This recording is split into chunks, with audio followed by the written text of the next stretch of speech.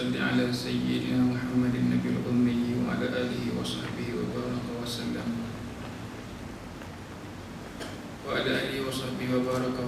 أجمعين. افتح علينا فتوح العارفين وارزقنا فهم النبيين وحفظ المرسلين وإلهام الملائكة المقربين في العهد يا كريم برحمتك يا أرحم الراحمين. والحمد لله رب العالمين. Semua sekali sehat. Alhamdulillah. Alhamdulillah. Alhamdulillah sehat semua. Dan dengan kesihatan yang peroleh pada saat ini, maka buktikan bahawa kita bersyukur kepada Allah Subhanahu Wa Taala dengan melakukan apa saja titah perintah Allah Taala dengan sebaik mungkin. Kerana lafaz syukur itu selain daripada Alhamdulillah, maka membuktikan kita dengan beramal soleh juga menyatakan kita bersyukur kehadap Allah Ta'ala dengan segala nikmat yang direzekikan. InsyaAllah malam ini kita terus pada pembelajaran daripada kitab Penawar Bagi Hati yang disusun oleh Syekh Abdul Qadir bin Abdul Muttalib Indonesia, yang mana kitab adalah sejarah pribadi seorang pengarang hidup, pengenalan pribadi pengarang itu yang berterusan, yang mana selama mana ada orang yang membacakannya ke atas pengarang ini dan kepada orang yang mengikutinya yang beramal pula, maka setiap daripada lafaz yang diperkatakan, apa yang diamalkan, semuanya berkait langsung dan mendapat setiap daripada kita sesuatu daripada Allah Subhanahu Wa Taala. Maka bila kita nak kata mendapat ganjaran pahala, itu haknya di sisi Allah Ta'ala. Berapa kirat, berapa kadar, berapa banyak, berapa cupak, itu di sisi Allah Ta'ala. Urusan kita beramal, urusan kita mengamalkan, urusan kita mencari sesuatu untuk menambah nilai segala ilmu yang ada dalam diri kita yang tidak seberapa sangat pun. Maka hadirin para tamu Allah Ta'ala, pada pembelajaran yang lalu kita membicarakan bagaimana ke atas diri kita ini Rasul Muhammad Sallallahu Alaihi Wasallam memesan dan mendidik tarbiyah ke atas diri kita kepada khususnya orang-orang yang beriman. Jadi orang-orang yang mempercayai, yang melaksanakan, yang mengadakan, yang membuat atas sesuatu perkara dan tindakan dia itu di sisi Allah Ta'ala sandarannya, keutamaan dirinya. Kerana itu antara daripada pembelajaran yang lalu, al-mu'minuna ya'kulu fi ma'yin wahidin wal kafiru ya'kulu fi sab'atin am'a'in hasaba abna adam luqaymatun yuqimna sulbahu in kana wala budda fa haqqahu thulutha lit-ta'ami wa thuluthun lisyarabi wa thuluthun lin-nafsi atau kama qala Rasul Muhammad sallallahu alaihi wasallam. Kita imbas kembali pada pembelajaran yang lalu berkenaan dengan penjagaan kita, yakni tentang perut, bahawa orang yang beriman itu memakan ia pada satu perut dan orang yang kafir memakan ia pada 7 perut. Memadaakan anak cucu Adam beberapa suap yang membetulkan akan tulang belakangnya. Jika ada ia menuntut tambah, tak dapat tiada daripada menambah, maka sepatutnya sepertiga bagi makanan dan sepertiga bagi minuman dan sepertiga bagi mengeluarkan nafas. Wallahu a'lam. Pada pembicaraan yang lalu bahawa pembahagian perut ke atas diri orang-orang yang beriman itu adalah sepertiga. 1/3 untuk makan, 1/3 untuk minuman dan 1/3 untuk ruangan udara. Itu yang kita bincangkan. Maka orang-orang yang beriman pada dirinya meyakini bahawa setiap yang dimakan itu bakal membentuk karakter dirinya, yang dia ambil tahu sungguh apa yang dia makan itu. Maka dia berkira-kira dalam soal makannya. Dan pembelajaran kita yang lalu terutama dengan bab syubhat. Baik, kenapa pemakanan ini perlu diambil tahu, diambil kira sangat? Kerana pada fasa yang kelima, pada menyatakan faraj. Kita berbicarakan malam ini dengan lafaz min bidayat bismillahirrahmanirrahim. Ketahui olehmu bahawasanya Allah Ta'ala menjadikan ia, yakni bagi faraj itu, bagi anggota faraj, kerana kegunaan yang bangsa akhirat, iaitu mengadakan anak dengan dia. Sabda Nabi SAW, tanakahu tanasalu fa inni mubahim bikumul umama yaumal qiyamah. Berkahwin oleh kamu, nescaya kamu mendapat anak-anak, maka bahawasanya aku bermegah-megah dengan kamu akan segala umat pada hari kiamat. Rasul Muhammad SAW menjelaskan kepada kita, menerangkan kepada kita agar berkahwin.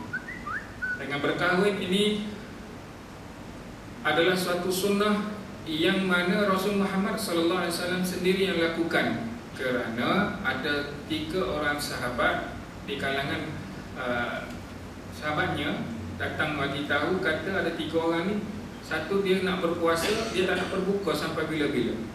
Yang seorang dia tak nak berkahwin kerana nak membujang selamanya. Kan, lepas tu seorang lagi nak beribadah selama-lamanya. Maka Rasul Muhammad SAW bagi tahu bahawa ketiga-tiga perkara yang dihasratkan oleh 3 orang ini laisa min sunnati, bukan daripada sunnahku. Kerana sunnah Rasul Muhammad berkahwin, dia berpuasa dan dia juga berbuka, dia juga beramal soleh, dan dalam masa yang sama dia juga bermasyarakat. Kadang duduk beramal soleh tak keluar-keluar daripada rumah, berkurung je, bertapa je. Kan? Ada laku macam tu. Ada setengah daripada setengah manusia masuk dalam hutan belantara. Cari apa? Kan? Ada setengah nak bertapa, nak menuntut ilmu. Ilmu apa? Duduk dalam hutan seorang-seorang. Ada ke? Ilmu apa yang dapat? Allahu Akbar.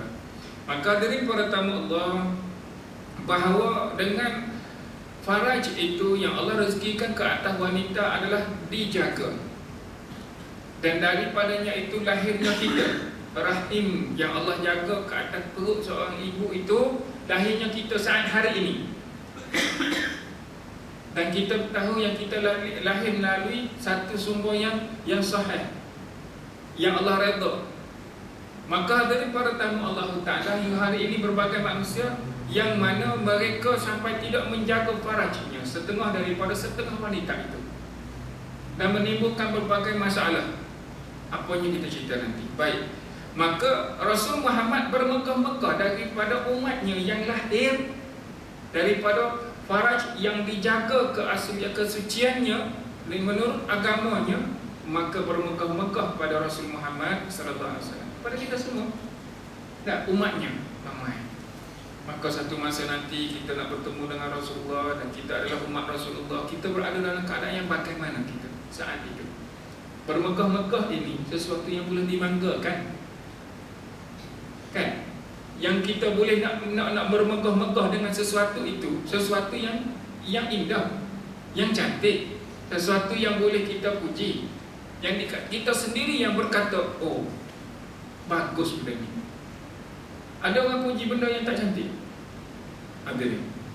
Ada orang puji benda yang tidak elok, yang nak berbangga-bangga dengan sesuatu pada dirinya itu. Orang nak berbangga dengan sesuatu yang indah, kan? Itu fitrah, kan? Maka Rasul Muhammad SAW berbangga dengan umatnya bila setiap daripada umatnya mengenali dirinya, kenal Rasulullah, beramal soleh. Ini dia bermegah-megah. Dan kalau tidak beramal soleh, walaupun lahir daripada umat Rasulullah, ini kita ni umat Rasulullah, tapi tidak beramal soleh, tidak bertakwa, macam mana nak dibanggakan? Baik, hadirin. Karena itulah Rasul Muhammad SAW sabdakan, ini sebuah hadis masyhur, "Idza mata ibnu Adam inqata'a amaluhu illa min thalathin, shadaqatin jariyatin wa ilmi yantafa'u bihi wa waladin salihin yad'u lahu." Atau kama Rasul Muhammad SAW.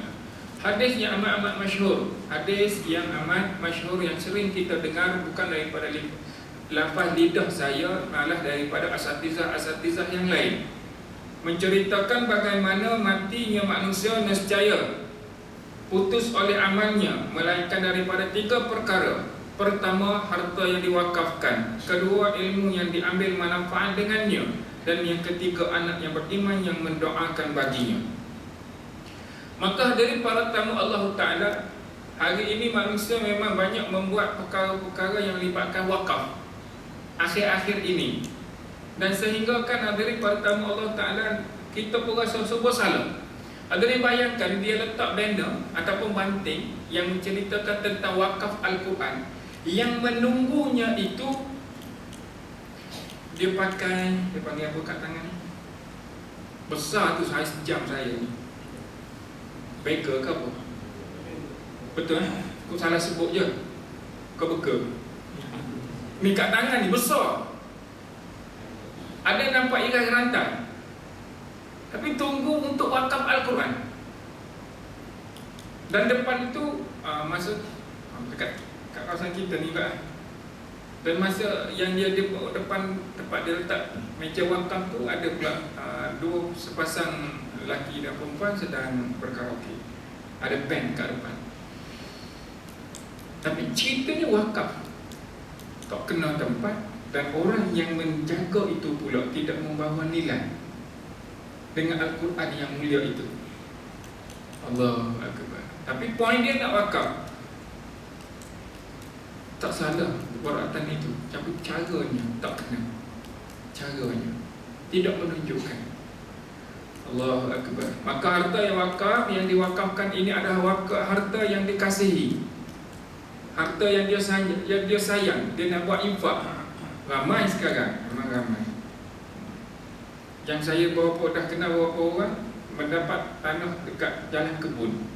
Beberapa orang tu sudah siap dengan infak tanah dengan tukar nama. Okay. Hanya untuk membangunkan sebuah pusat pengajian. Mana pada orang yang beriman itu, dia melihat kehidupan di akhirat. Dia melihat kehidupan di akhirat. Kerana dunia adalah sementara dan bakal ditinggalkan. Mereka, kita semua sekali akan balik kampung. Ceritanya, kita semua akan balik kampung. Bila? Wallah Ta'ala alam. Kalau 1 Syawal tu kita dah confirm kan? 1 Syawal bila tahun ni?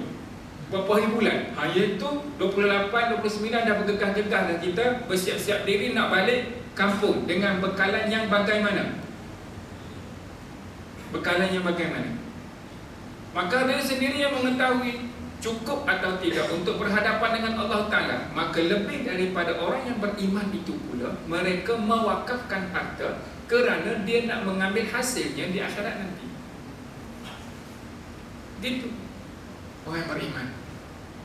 Baik, ilmu yang diambil manfaat, hadirin, kitab ini, cetakan dia ini, kita ni masa saya dapat ni dah sampai ke 4,000 naskah. Tahun 1964 pada Ramadan 1383 bersamaan Februari 1964. Muka depan lagi yang ditulis pada kitab ini, yang telah pun tercetak 6,000 kali ke 4,000 naskah. Ke 4,000 ni tahun masa cetak tahun 64. Benda ini masih lagi dicetak. Sekarang ni masih lagi dicetak. Tahun 1964 4,000 naskah. Maka berapa ramai yang membaca ini?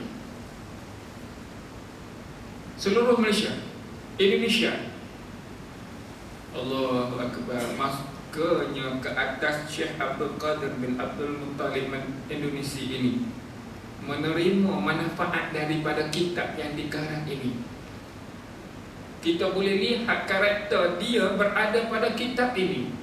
Hadirin nak kenal bagaimana Ibn Battuta, maka cari bagaimana kitab dia mengarang tentang pelayarannya, buku berkenaan dengan dia, maka boleh kenal karakter dia. Nak kenal Ibn Sina, maka cari kitab yang menceritakan tentang bagaimana dia pelopori dunia perubatan, maka boleh kenal karakter itu. Maka hadirin nak mengenalkan anak kita kepada generasi akan datang, tolong tinggalkan sesuatu yang bermanfaat. Hari ini sebelum hadirin pergi, ada orang meninggalkan harta melalui jalan wakaf. Sebelum balik kampung ni, cerita sebelum balik kampung, maka tinggalkan sesuatu yang bermanfaat di muka bumi ini untuk diguna pakai oleh generasi akan datang. Agaknya tadi nak tinggalkan apa? Tinggalkan nama kat Batu Nisan sahaja ke macam mana? Nak tinggalkan apa? Dari para tamu Allah Ta'ala, Amr ibn Luhai, Amr ibn Luhai seorang daripada pendeta dari Parsi, datang ke Mekah membawa satu ajaran baru, yakni ajaran animisme, ajaran menyembah patung-patung berhala, menyembah sesuatu seperti pokok atau apa-apa yang dikatakan mempunyai daya kuasa. Masa itu masyarakat Mekah tidak pandai lagi berkenaan dengan menyembah sesuatu selain daripada apa yang ada pada Kaabah. Amr ibn Luhai masuk dalam kota Mekah mengajar.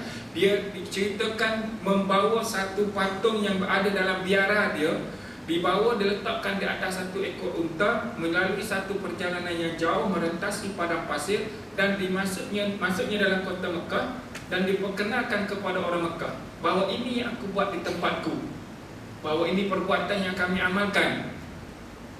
Maka orang-orang jahiliah Mekah masa itu turun menerima.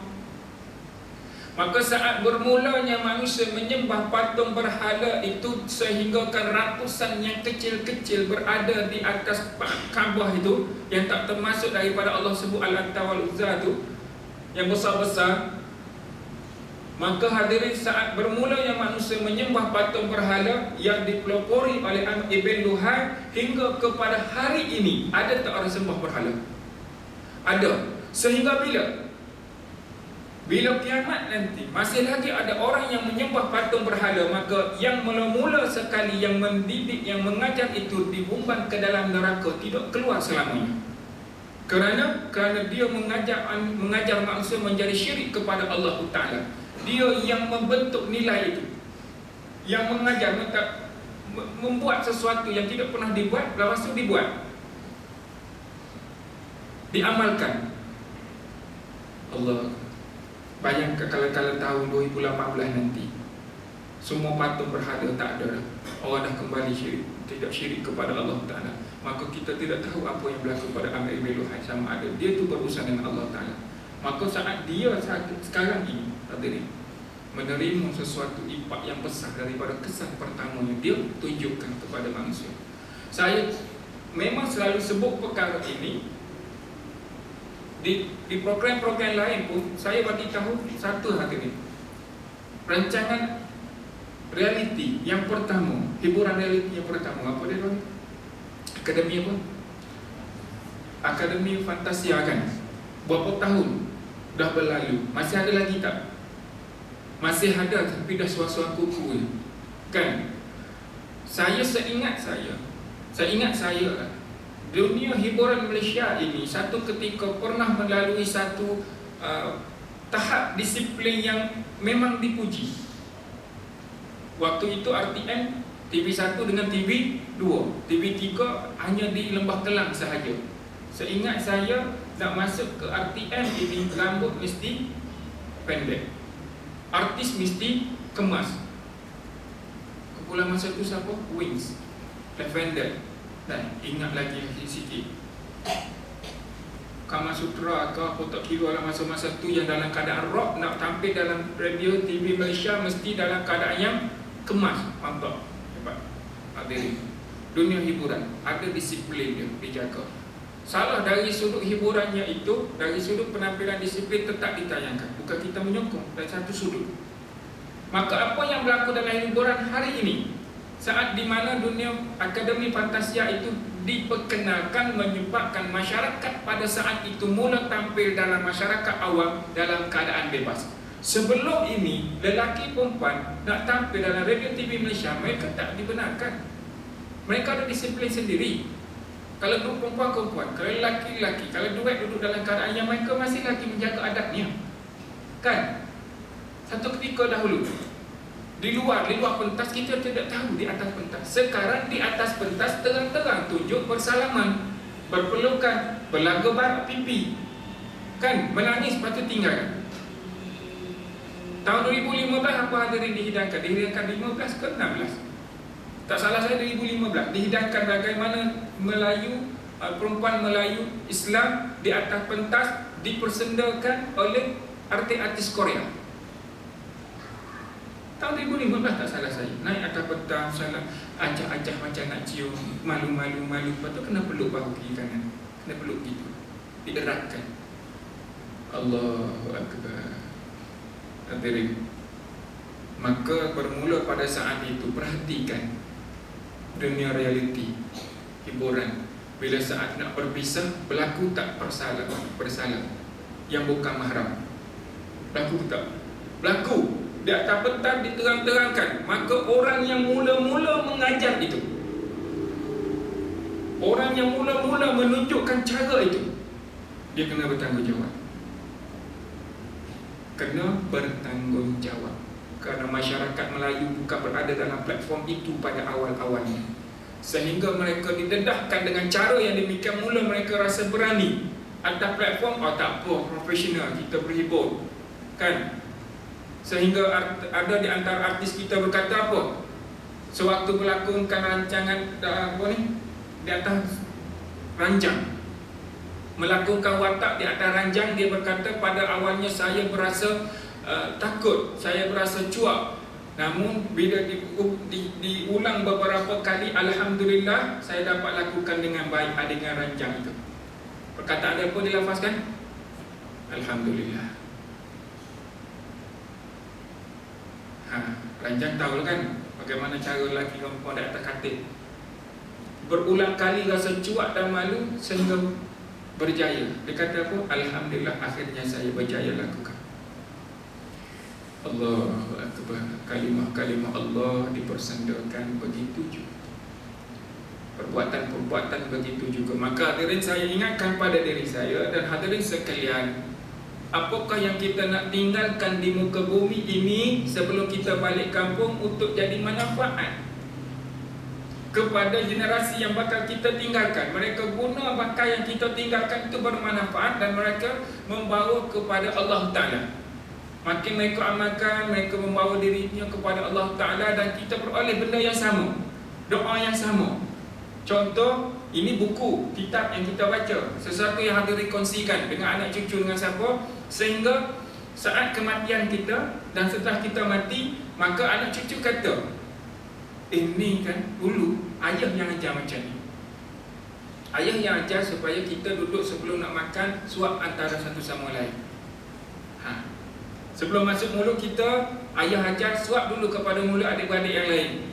Maka bila kita ajarkannya itu, kita tinggalkan anak cucu kita pakai dan kenang dia teringat pada kita sampai ilmu manfaat kepada mereka dan kepada kita.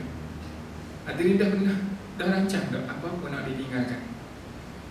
Harta benda tu jangan kira lah. Harta benda tu tarbiyah je. Harta benda tolong tarbiyah. Nak tinggalkan boleh, tolong tarbiyah anak-anak supaya tidak berebut. Itu je. Harta benda nak tinggalkan, tolong tarbiyah mereka agar tidak berebut. Kalau tak nak mereka berebut, pesan awal-awal, harta ayah, harta kamu cari sendiri. Ada berlakunya itu? Ada. Baik. Maka apa yang mengambil, apa yang boleh memberi manfaat kepada kita bila kita kembali nanti bertemu dengan Allah Ta'ala? Sesuatu yang mesti bermanfaat dan membawa kita kepada Allah Ta'ala. Dan juga anak yang beriman yang mendoakan baginya. Siapa bagi kedua ibu bapa? Anak-anak yang bakal mendoakan untuk kita. Ada ke tidak? Maka kena bagi tahu kepada mereka dengan kita menunjukkan cara. Bermaksud kedua ibu bapa kena menunjukkan cara di hadapan anak-anak, di hadapan cucu, bagaimana seorang ayah, seorang ibu mendoakan dengan lafaz yang kuat, ya Allah ampunlah kedua ibu bapa, dosa kedua ibu bapaku. Anak dengar. Bila anak tanya, ayah tadi doa kat siapa? Itu untuk atuk kamu lah. Ayah doakan untuk dia. Jadi satu nanti angah andung buat benda yang sama. Ialah siapa yang meninggal dulu, kan? Mana pesan kita menunjuk cara. Ibu bapa adalah penunjuk cara.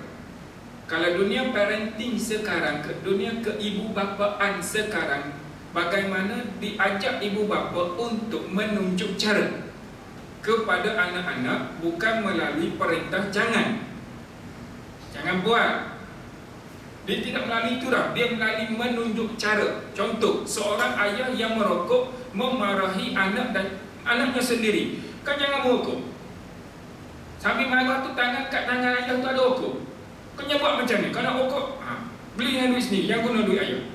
Ada juga kata macam ni. Dia menunjuk cara dengan perkataan jangan, tapi cara yang ditunjukkan mana yang lebih kuat, perkataan ke perbuatan? Perbuatan itu yang anchoring, yang memasakkan ke dalam minda anak-anak. Cara yang ditunjukkan itu yang bakal diguna pakai oleh anak cucunya. Bukan perbuatan, bukan perkataan ini, tak, tunjuk cara. Maka bila kita menunjuk cara dalam hubungan rumah tangga kita, bagaimana cara kita dengan isteri, cara kita dengan anak-anak, dan ditiru pakai oleh anak, maka tolong jangan kata kepada anak, ikut perangai siapa macam ni.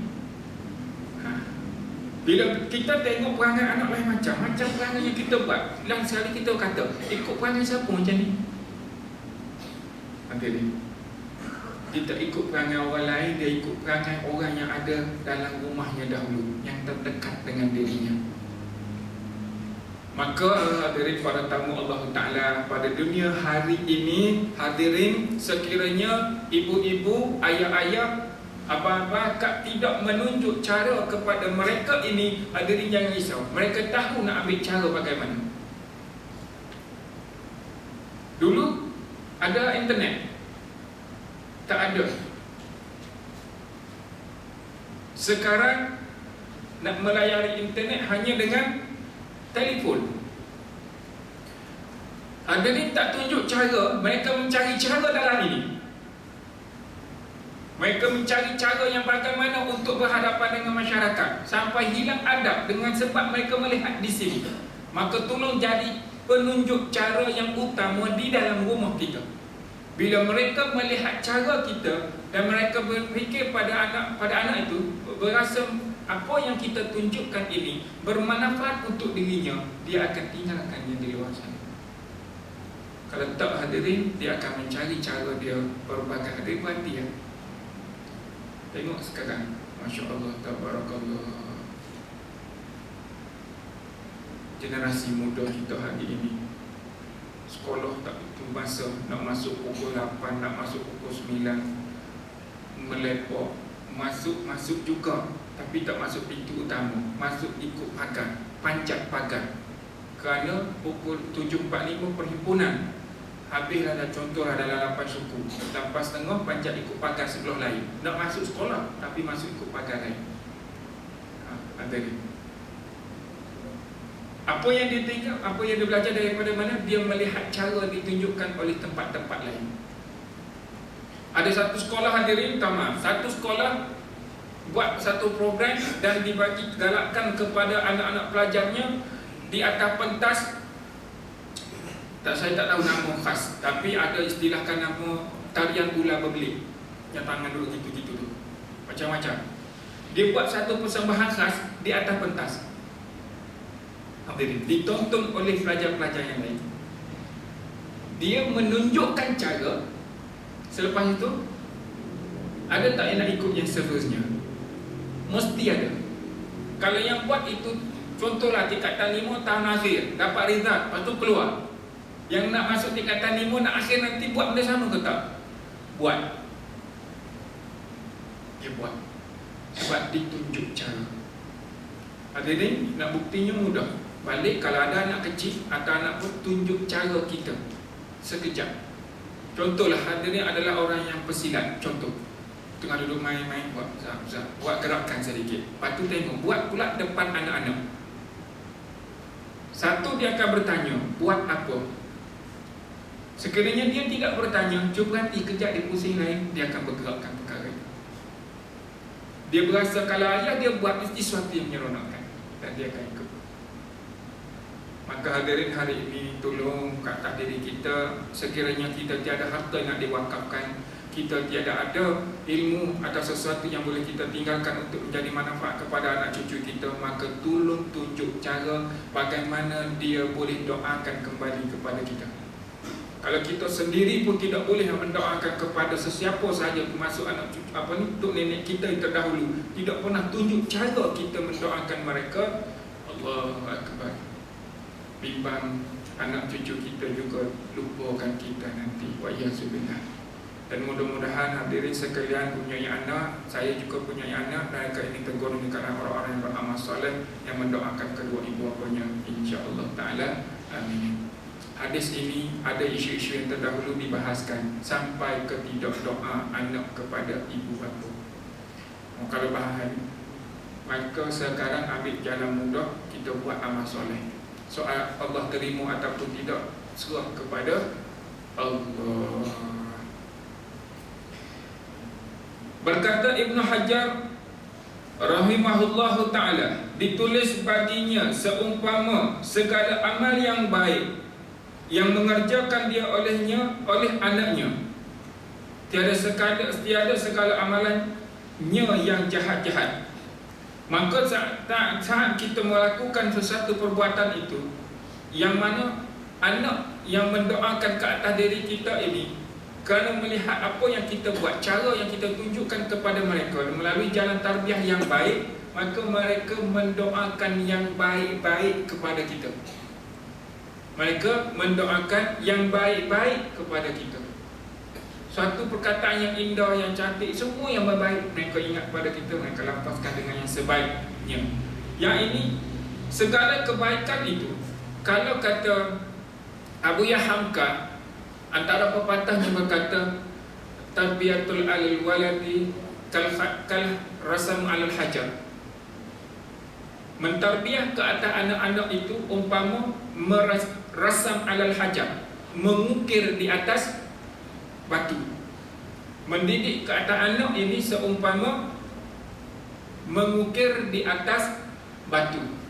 Bila kata ukir di atas batu, berapa lama bertahan? Kita tengok pusara dipanggil apa yang kat kubur tu, yang simen kan, yang biasa-biasa kita tengok tulisan tangan menggunakan jawi, tulisan jawi tu, tahun bila lagi tu, sampai berkulak, sampai apa semua sekali, sapu-sapu kita tengok kesan tulisan itu masih ada. Kita boleh cam lagi siapa, kuburan siapa di sini, hanya ditulis begitu. Jadi catat, gunakan papan tu dah lebih dah sekarang ni hadirin, tu lebih, sampai ada package tawarkan, bacakan Quran 30 juzuk, letakkan speaker dengan CD, dibacakan kepada kuburan itu, ditawarkan. Masya Allah, pelik-pelik. Sampai ada package doa tu pun kan, tu mengaruh belakang tu semua. Baik, balik kepada asal. Apa ceritanya? Bahawa hadirin, setiap apa yang kita tunjuk cara kepada anak-anak, kal hajar fil rasam, kal rasam fil hajar, seumpama melakar di atas batu. Nak cerita melekatnya sungguh-sungguh. Allahu Akbar. Baik. Demikian lagi menjadikan Allah Ta'ala bagi engkau akan faraj kerana kegunaan dunia, iaitu bersedap-sedap dengan jima dan bersuka-suka dengan sekian anak yang dapat dengan jima itu, yang mana bermula mereka itu sebesar-besar segala perhiasan dunia. Maka hadirin, ini isu juga setengah daripada setengah hadirin pertama Allah Ta'ala. Azan ke? Kau teruskan. Kau nak azan? Silakan. Allahumma salli. Saya pun memang syorkan supaya azan syiar itu tetap berlangsung pada waktunya. Sunnah.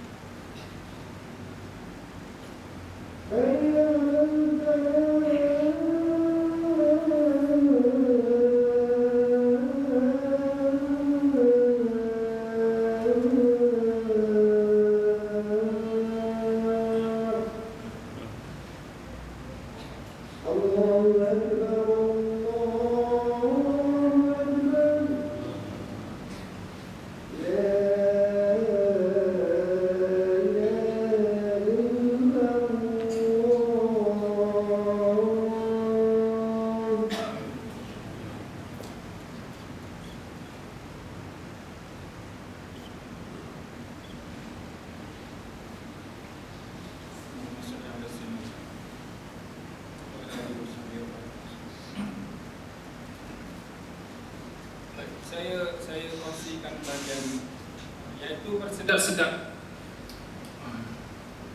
Yang bahagian dikatakan bersedap-sedap dengan jima itu.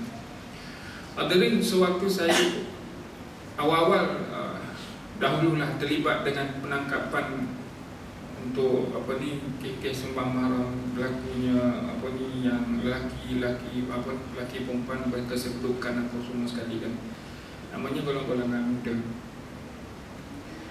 Bila bahagian kaunseling, waktu kita kaunseling pada mereka, dengan caranya dia menyebabkan mereka pada awalnya menafikan. Kalau kita tangkap dalam rumah ke apa semua kan, bawa dia ke masjid sembang-sembang, ada buat apa-apa tak kata tanya. Tak ada apa, betul, sumpah dia memang sumpah taat, sumpah dewa-dewa punya, memang sumpah sungguh tak nak buat apa, memang tak buat apa-apa. Okey, baik. Satu cara saya suruh pergi ambil wudu. Buat apa dia tanya? Kita nak buat solat atau nak taubat? Mula dia cuak. Tadi tak mengaku kan? Bila kata suruh ambil wudu, kita nak buat solat atau nak taubat, baru dia datang bisik, minta maaf, dah keluar air mani. Dengan cara bagaimana? Saya mula masuk, kita tanya, dengan cara bagaimana? Buat sendiri ke, dikeluarkan atau melalui hubungan? 3 perkara. Buat sendiri, dikeluarkan atau buat hubungan. Bila dia kata mengaku buat hubungan, maka mereka bersedap-sedap. Saya kata kat mereka, kamu bersedap-sedap dalam waktu yang singkat mendapat keseronokan itu. Maka tolong dengar, Allah firmankan dengan jelas bahawa ke atas kamu adalah seorang penzina. Dia tak sebut dah perkataan hubungan luar nikah, bunyi lembut sangat. Tak. Kamu sekarang adalah penzina lelaki dan perempuan adalah penzina perempuan. Maka kedua-duanya kamu ini adalah orang yang mana tidak akan berkahwin dengan orang yang beriman. Lelaki yang beriman tidak berkahwin dengan perempuan penzina, dan penzina perempuan tidak berkahwin dengan lelaki yang berzina, kecuali kedua-duanya kamu bakal berkahwin. Terus terang cakap. Dia jadi bela kejap. Senang cerita, kamu lelaki yang berzina, confirm kamu akan jumpa dengan perempuan yang berzina, walaupun dengan bukan perempuan sekarang ini. Tak ada orang yang nak terima sesuatu atas kehidupannya yang buruk. Saya tanya orang yang isap dadah, saya tanya orang yang isap gang, dia dah okey sikit, akal dia dah waras. Saya tanya satu masa nanti kamu nak kahwin ke tak? Ya, nak kahwin. Kamu nak kahwin dengan siapa? Ustazah. Terang-terang dia cakap nak kahwin dengan ustazah. Kenapa? Nanti dia boleh ajar saya solat. Siapa? Ustazah itu. Suruh bini ajar solat. Sebab bini dia ustazah, sebab dia nak kahwin dengan ustazah. Nak cerita pada macam mana keadaan seseorang itu, dia nak pada dirinya sesuatu yang baik. Mesti itu fitrah. Maka mana mungkin seorang penzina perempuan dengan penzina lelaki bertemu dengan yang lain daripada itu. Hadirin tengok dalam surah An-Nur ayat yang ketiga. Saya baca. Az-zani la yankihu illa zaniyatan aw musyrikatan waz-zaniyatu la yankihuha illa zanin aw musyrik wa hurrima zalika 'alal mu'minin. Lelaki yang berzina tidak berkahwin melainkan dengan perempuan yang berzina atau perempuan yang musyrik. Perempuan yang berzina tidak pula berkahwin dengan lelaki yang beriman melainkan lelaki penzina dan juga musyrik. Dan perkahwinan demikian itu terlarang kepada orang-orang yang beriman.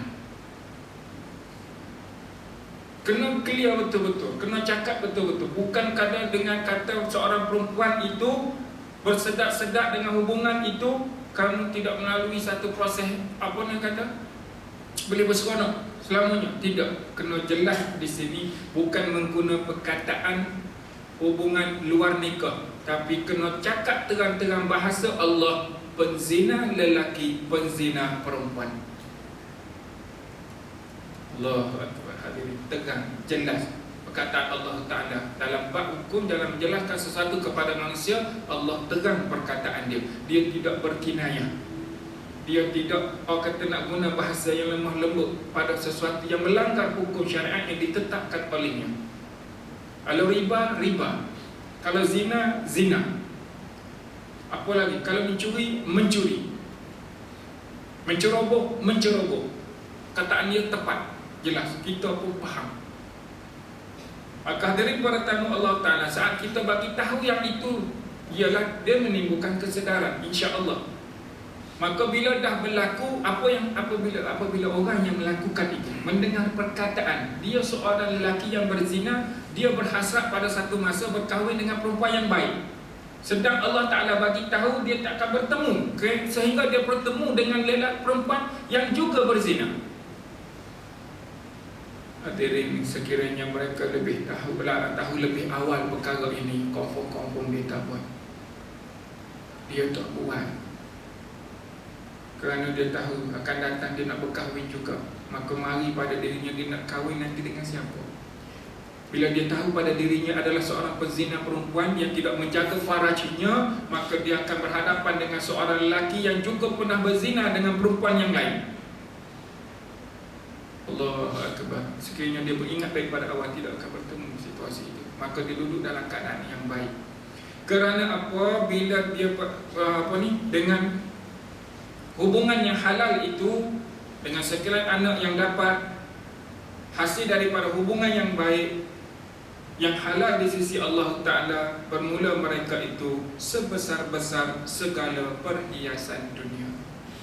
Yang mana Allah firmankan, al-mal wal banu zinatul hayatid dunya. Bermula harta benda dan sekalian anak itu perhiasan hidup di dunia ini. Bila kata sesuatu itu menjadi perhiasan, maka layaklah digantung di tempat-tempat yang indah dan cantik. Dah kata perhiasan, layaklah dipamerkan. Hadirin, gantung satu dalam frame, letak apa? Hadirin letak kain buruk ke? Tak ke? Gambar yang tidak cantik ke? Mesti gambar yang cantik-cantik kan? Sesuatu perhiasan. Kalau anak yang kita kata bangga dengan perhiasan yang seperti mana yang dibanggakan oleh Rasul Muhammad Sallallahu Alaihi Wasallam, adalah anak-anak yang mana beriman dan bertakwa. Hati yang layak untuk dipamerkan. Kalau kita pamerkan apa sekarang? Allah Ta'ala A'la. Kita bincangkan datang akhir pada malam ini, membicarakan akhir daripada ayat al-mal wal banu zinatul hayatid dunya. Bermula harta benda dan sekalian anak itu ialah perhiasan kehidupan dunia. Mohon maaf daripada saya kalau perkongsian daripada kitab Penawar Bagi Hati ini, pasal yang kelima pada menyatakan faraj. InsyaAllah kita bertemu dalam pertemuan akan datang dengan izin dan kehendak Allah Ta'ala. Bismillahirrahmanirrahim. Wal 'asri innal insana lafi khusr illa allazina amanu wa 'amilus shalihat wa tawassaw bil haqqi wa tawassaw bis sabr. Subhanakallahumma wa bihamdika asyhadu an la ilaha illa anta astaghfiruka wa atubu ilaik. Allahumma